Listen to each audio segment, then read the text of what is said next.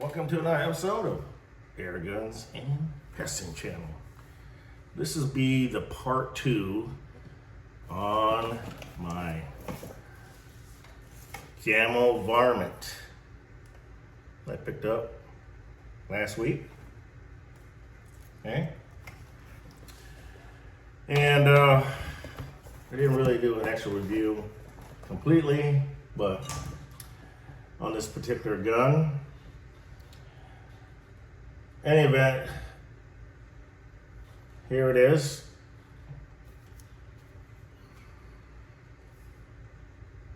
£6, 12 ounces, as you see it. 43 inches long.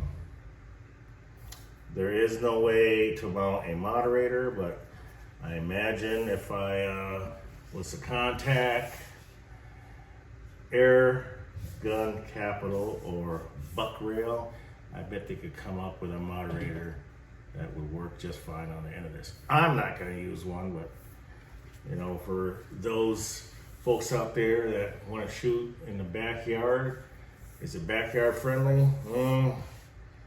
It's a little loud for sure. I wouldn't want to be living in a city and shooting one of these. But where I'm at, it is completely okay. But the interesting thing about what I want to show you are the scope mounts. It's hard to tell because of the lighting here. Let me see if I can shine it. You see that right there? It's off the rail. It's on here with the scope stop, but it's off the rail up here. Even though I tightened it down, it came off the rail. And I was still shooting the gun. I did not notice it until the other day when I had it sitting on my bench in front of me. This is the reason why I told a friend of mine why I like to use these. One-piece mount.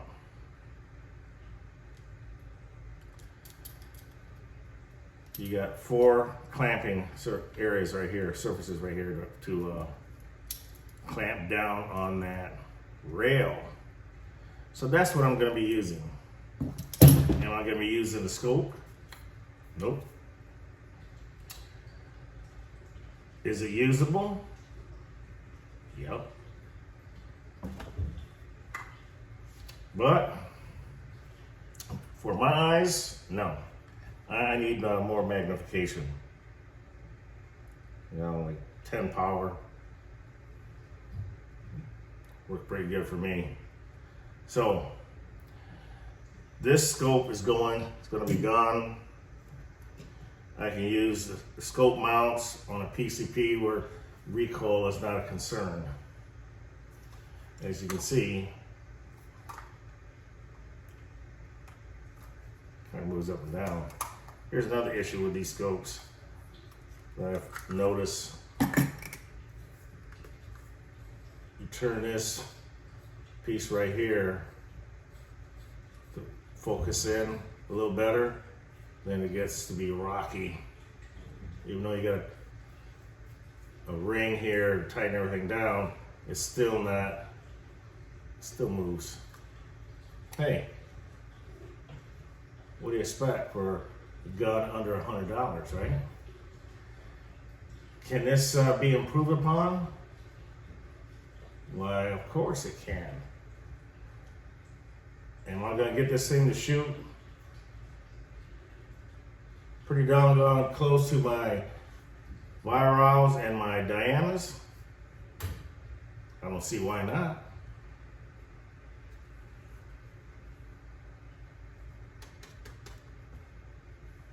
Synthetic stock, hollow, nice vented rubber butt pad. It is ambidextrous, which I like. Gamo stamped into the cheek weld on the left side. It's got a SAT trigger, and I was reading the manual earlier, what that stood for. Here's the manual, by the way. You got a 1-year warranty. I have to mention that. You got a custom action trigger, and that's like for the higher end Gamos, like my Gamo Urban, my Gen 2 bone collector. SAT stands for smooth action trigger. It's supposed to be creep free, which for the most part it is, but it's a long first stage. But does it break nicely? Yeah, it does after I change the screw out. So I'm assuming this is probably gonna shoot at around 1 foot-pound, right in there. I measured the other day for you guys, it was 2 pounds, something ounces, but I'm betting right now it's down at 1 pound. So that's gonna make it considerably accurate just by having a lighter trigger. Yeah, everything is pretty much plastic. Trigger guard, the safety, trigger itself is plastic.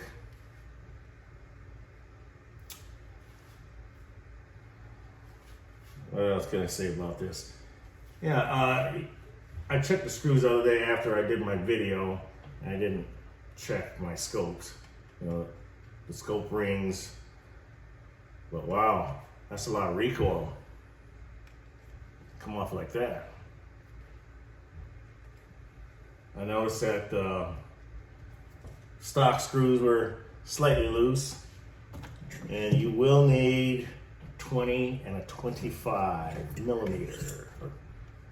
That's not millimeter, Torx. 20-25. Tighten up these screws. But I'm going to take this action out of the stock. It's been quality controlled by Gamo. Put the sticker right here. Also, packaging control. That was included in the box. Hey, I'll tell you what, you newbies out there, you want to get into an air gun and don't want to spend a ton of money, well, aside from me having a scope issue, you always got to check and make sure that the stock screws, scope mounts, are where they're supposed to be at. They do provide you with Torx. There's the bolts on here on the scope mounts, and the scope rings itself are all whatever size they're, maybe a 10 or 15. This is what I cleaned the barrel before I went shooting on the part 1. Not bad. Not bad at all. Check the rifling in the barrel, and for the most part, it's pretty good. Now, I kind of like this, what they've done to the barrel. It's a polymer jacketed, kind of fluted barrel that's encased inside this polymer. Kind of nice. At least you don't have to put your hands on a cold steel when you're out in the cold weather, because this is already shrouded. And no, you cannot remove it. I would not be a bit surprised, being that this is made in Spain, that this barrel is a hammer forged barrel, being that they own BSA. I don't know that for sure, but I've heard in the forums that the Gamo Airguns have BSA barrels. Now, don't hold me to that. That's what I heard.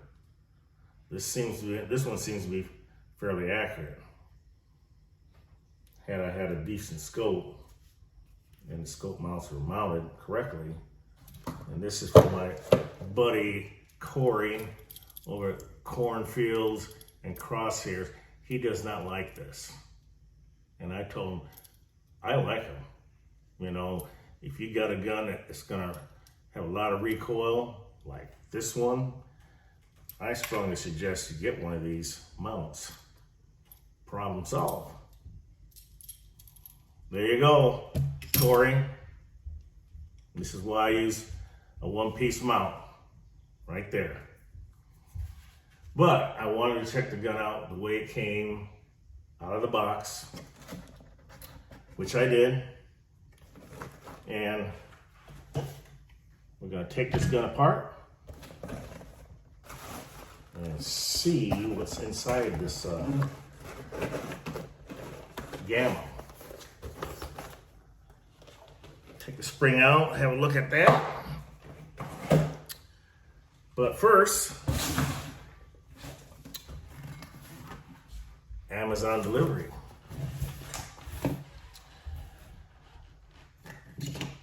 Let me get my box cutter.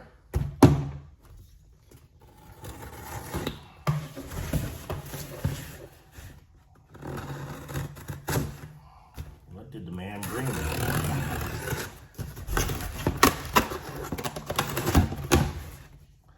Okay. So,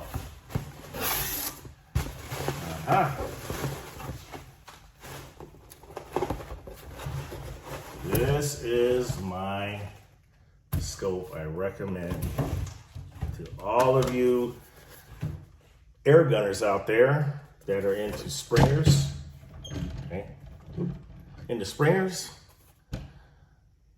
this is a very fine optic. Okay.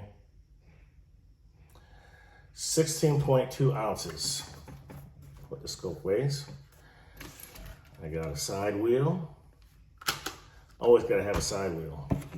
And I got what I call the anti-cant device. I don't know if it's gonna fit, we'll see. I might have to go to a thinner anti-cant device. I swear by them. And I know some of you folks out there shoot without one.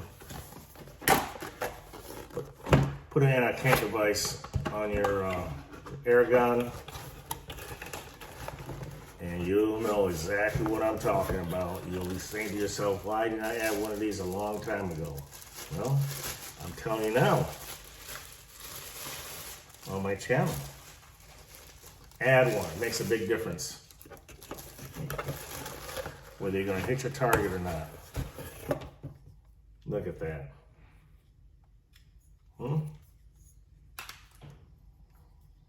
MilDot scope, lifetime warranty, spring gun rated. Now, what does all this weigh? I'll tell you what, let's weigh it. Got my scale here. We're gonna weigh everything as is.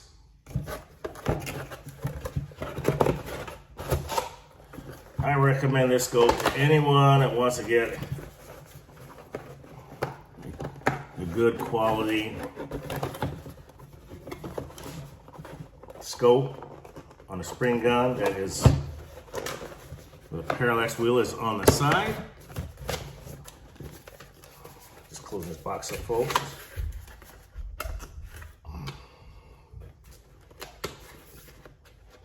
Okay, there we go.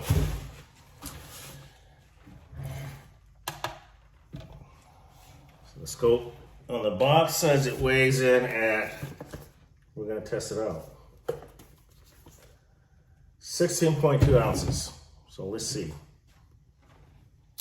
All right, the mode. Here we go.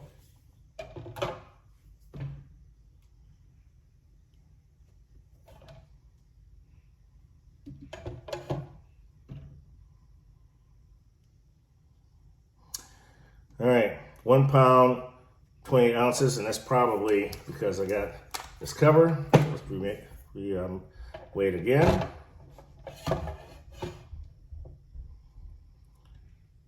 £1 22 ounces. This way. 1 pound 22 ounces. Okay. Let's switch it over to ounces. All right. It comes in at 19.6 ounces. Yeah, that my scale is off.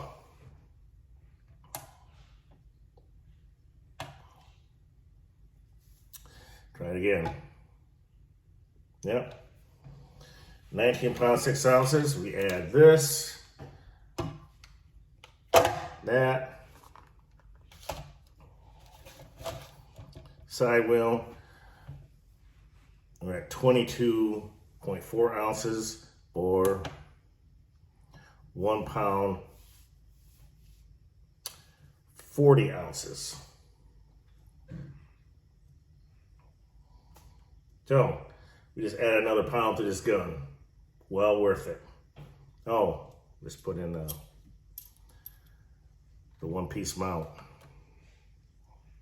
Now 1 pound, 76 ounces, or 28.2 ounces. I'll take it, because this right here is going to make all the difference in the world. Yes, sir. Yes, ma'am. We got to throw in the covers. 29.1 ounces. Okay, so there you have it. Okay. We are going to remove this. This does not do me any good. And give it to my son for target practice.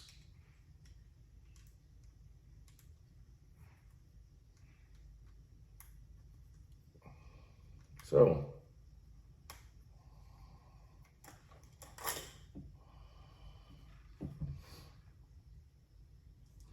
yeah, you can tell where the recoil on this is right in here, the stop pin, and where it gripped it right here, slid up. So that's okay. It's all good. We'll take the cheap scope off and put a better scope on. Nice trade-off. And by the way, the scope cost with shipping, I believe it was $180 something, so almost double. I could have bought 2 of these Gamos for the price of this scope right here. Now I had one of these. Now, okay, let me back up. This scope is made in China. Okay. As well as this UTG, also made in China.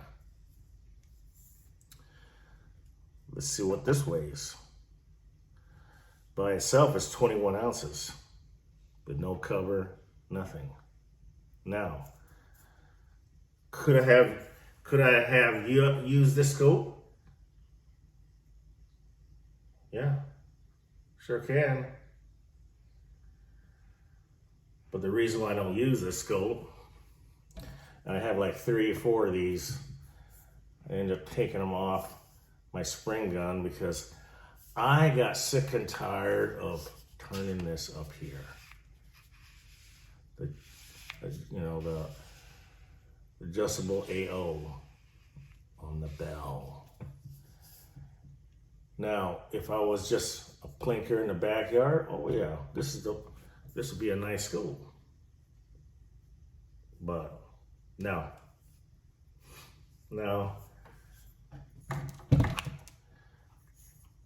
This is the better scope right here. Side focus. And you need to get clarity on your target. Much easier to grab that and the wheel on the side versus that. Well, each to their own, but I moved away from that. So I have a few of these lying around. So, anyways, this one is much shorter. Look at that. Hey, can't go wrong. All right. Told you I was gonna take the gun apart, so let's get busy. Wrong one. Don't look like I'm gonna get to it today. I wanted to go out there with the new scope and get it all sighted in, but you know, it is what it is. That's okay. I'll be right back. All right. Got the stock off. Now, one thing I noticed, you got a washer. It fits right here. So when you pull the stock out, separate from the action, remember that that washer actually goes on the trigger guard, like so. So I'm just gonna put it back on there. And there's a reason for that. It acts like, it prevents the screw from being over tightened. That's the best way to describe it. So, let's, okay.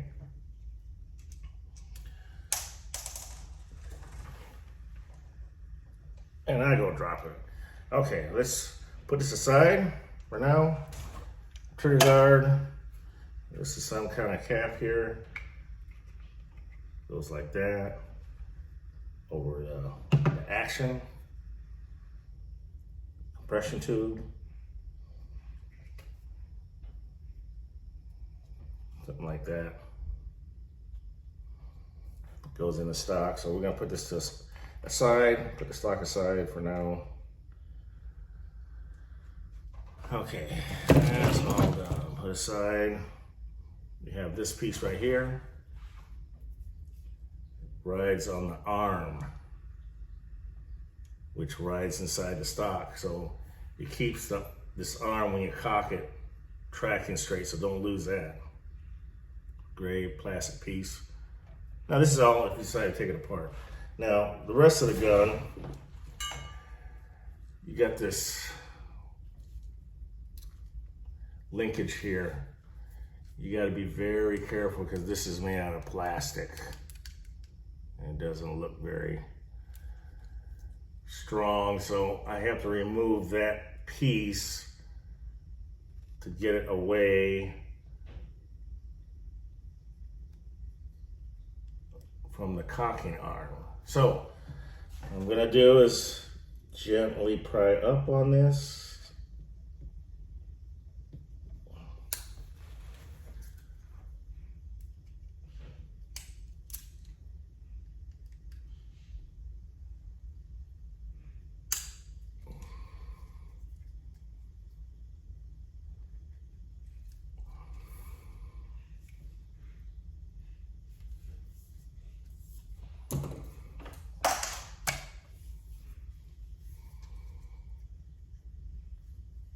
because I don't want to break it. And that will be the end of this gun. Laugh out loud. There. Got it removed. And then we're going to put this aside.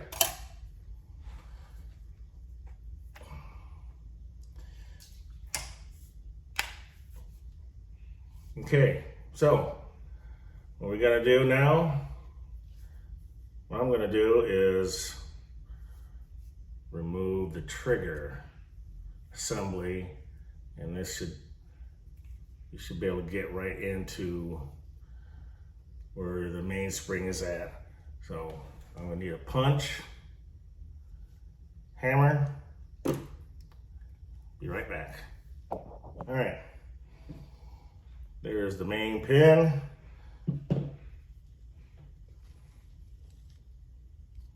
Look at that. Trigger assembly. You got a washer, thick washer, actually.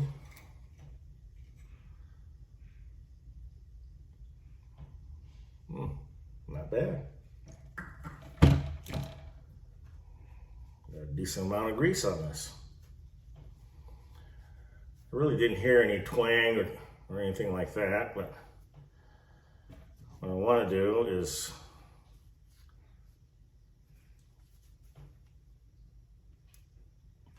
tighten up the guide. See that? Tighten the guide up.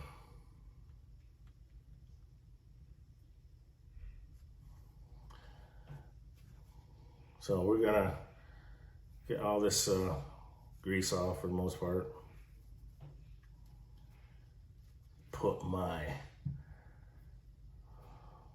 black tar, Macari and Vortex mix.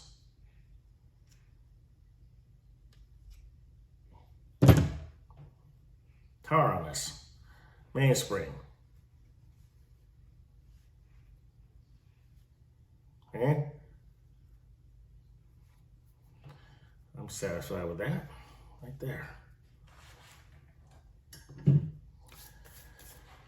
Now to pull the rest of the parts out.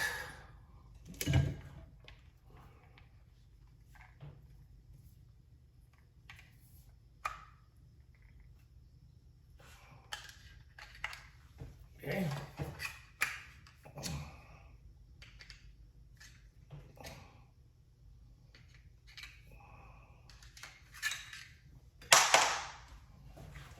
Okay.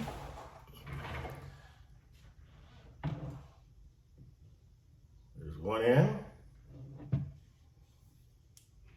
Now we get the rest of it out.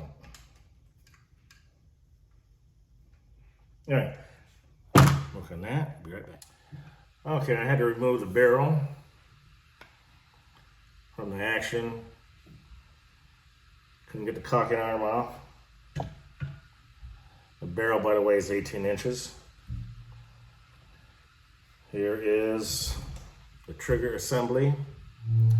This is the screw I added right here.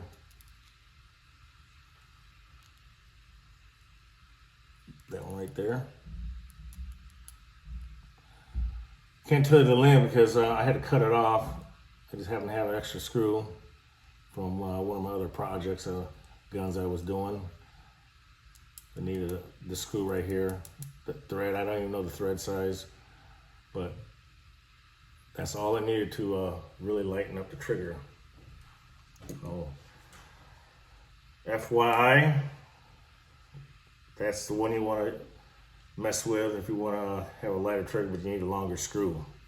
So you take the factory one, take it to the store with you, hardware store, and get a slightly longer one, and you'll be all set.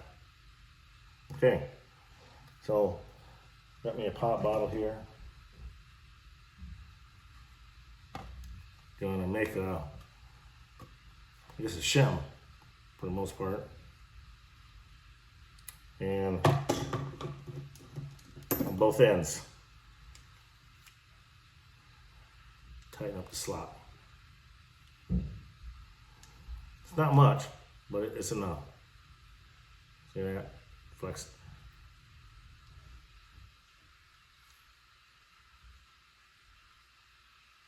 Okay. Same on the other end. All right, I'll be back once I get it all cut out and in place. So I cut up my bottle. This one was a little too short, so I had to make it just a hair bit longer. And I was watching that spring piston lone wolf strength training air gunner, and he was explaining how to do it, how to make the guides a little tighter. And this was my first attempt, and I think I did pretty good, I must say.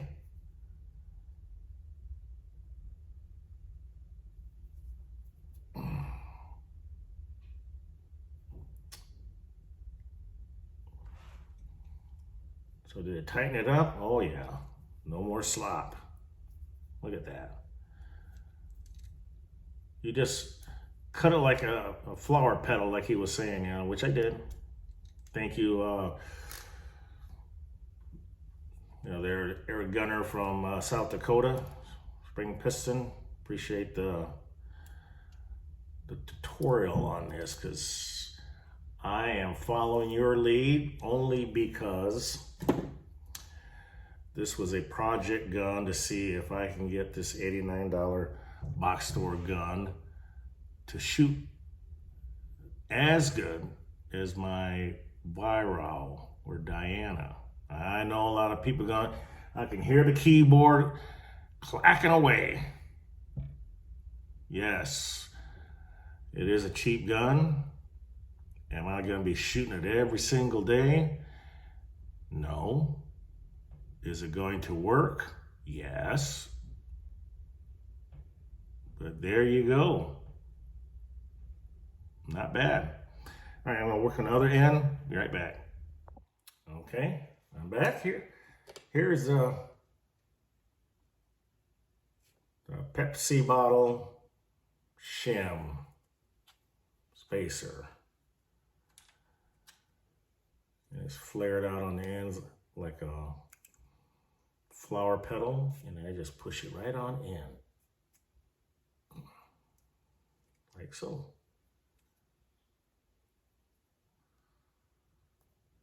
Oh yeah, much tighter.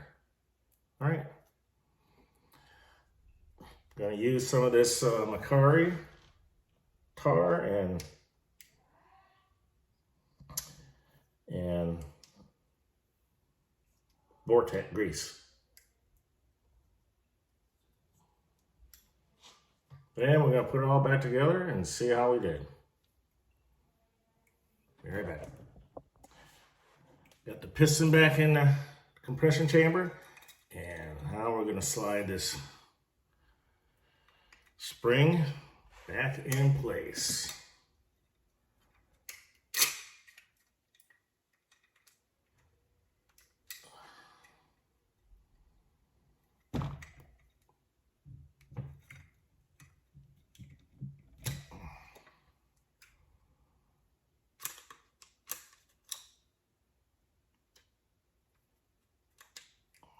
Just like that.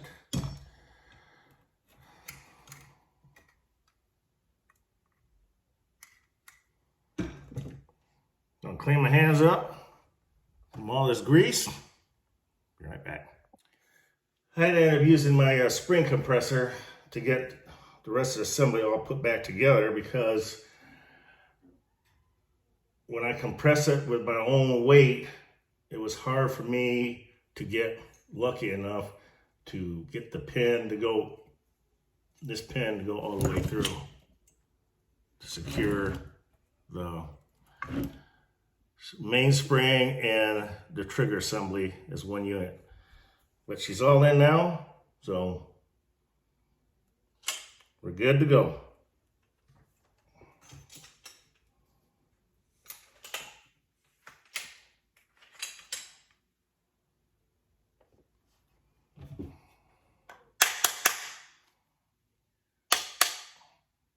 Just like that. together.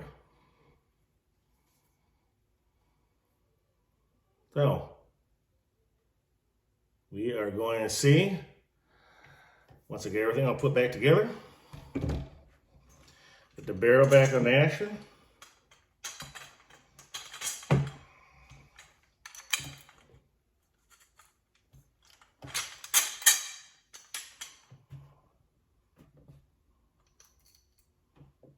Get it all put back together.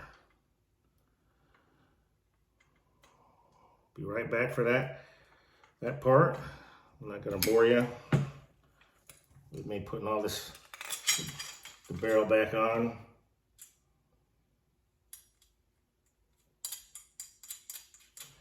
I'll be right back. All right, everything is all back together. I got that little gray roller bearing. Make sure that goes back on. I got this little rod for the safety. Oop, that's what I'm talking about. You gotta be careful. All mounted. And I'm ready to put it all back into the stock. So, let's do that right now.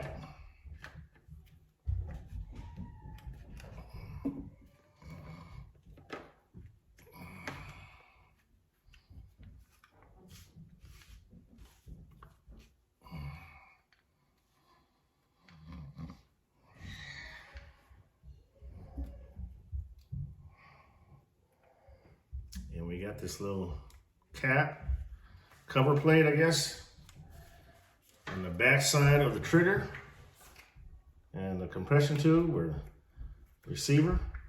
It all fits.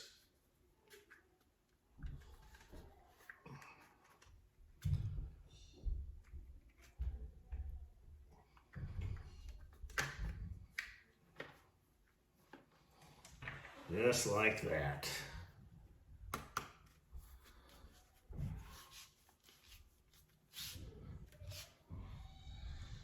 Okay, now take my 25 Torx,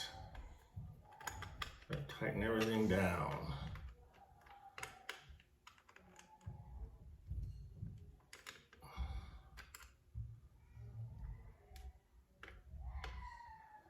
I'm going to mount everything and tighten everything up and be right back. All the screws. All right, folks, here's my Gamo Varmint that I reworked.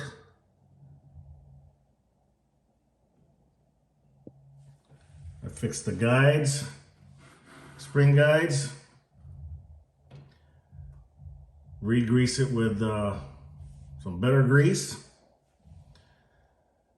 The trigger's been adjusted, so now I'm going to go ahead and break out my Lyman.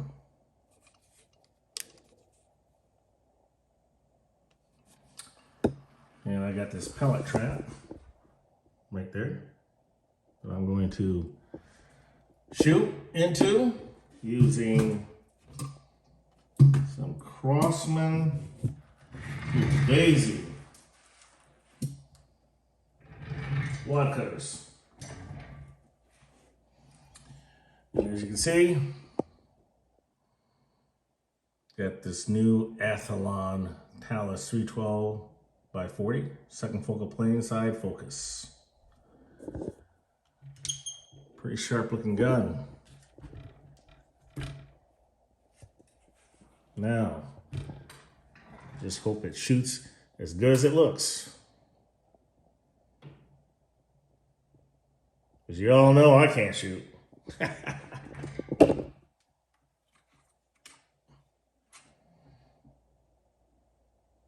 So, let me go ahead and switch over the camera.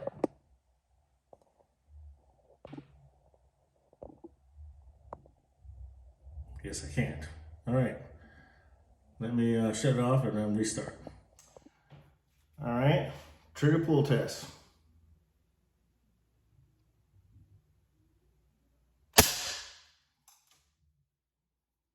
£1 pound, 8 ounces. I'll take that.